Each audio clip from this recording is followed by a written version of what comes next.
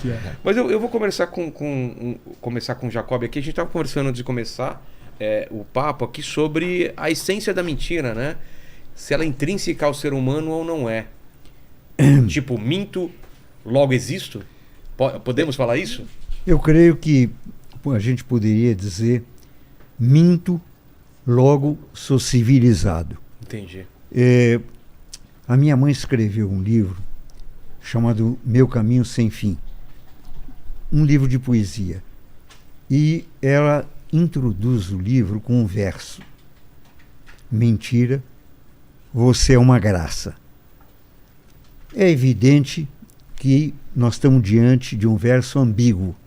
A graça tanto pode significar, nessa hipótese, o riso, mas também pode ter significado do sublime.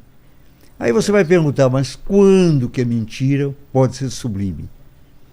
Eu vou lembrar uma experiência que eu vivi durante um tempo.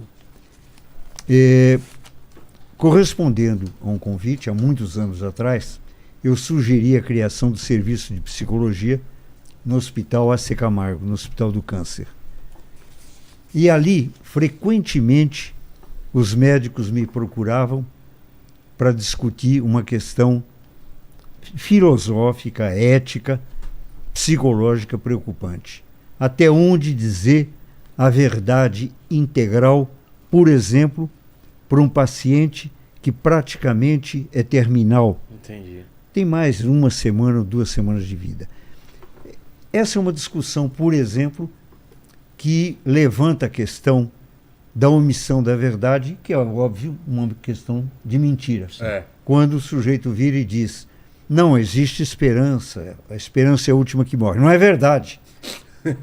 O sujeito sabe que esse paciente tem alguns dias de vida. E se você me pergunta, e qual a sua opinião? Eu não tenho opinião nenhuma sobre isso. Mas não quando tenho. Os médicos te procuravam, o que você falava para eles? Eu dizia que vai depender, na minha opinião, da percepção sensorial de cada um. Tá. O olho clínico de cada um. A condição do paciente. Tem pessoas que suportam a verdade. É verdade. Tem pessoas que se machucam com a verdade. Exatamente.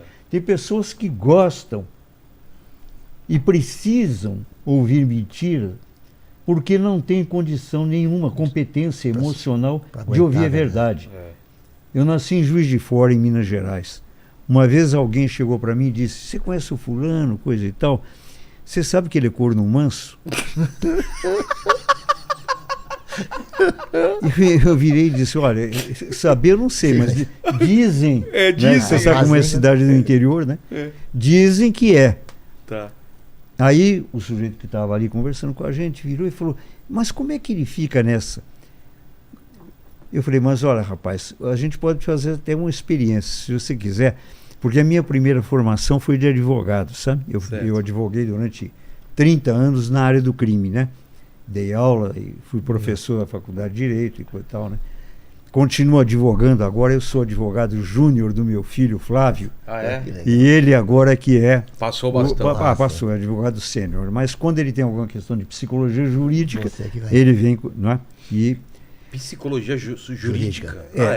Sim. Trata da... São áreas contíguas, né? Sei. Questões que têm um caráter psicológico profundo, principalmente o crime, né? Quer dizer, é muito recheado.